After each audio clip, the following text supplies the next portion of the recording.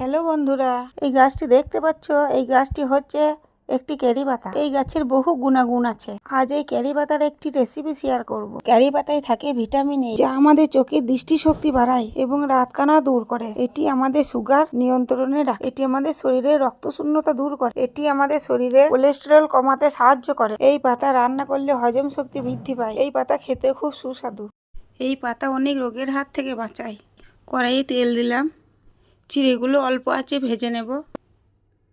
Carry পাতা ভেজে নিলাম। ক্যারি পাতা ভাজা হয়ে গেলে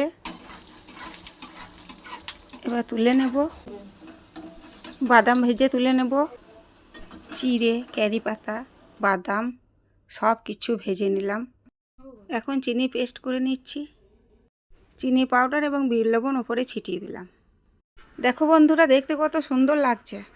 খেতেও একদম দোকানের মতো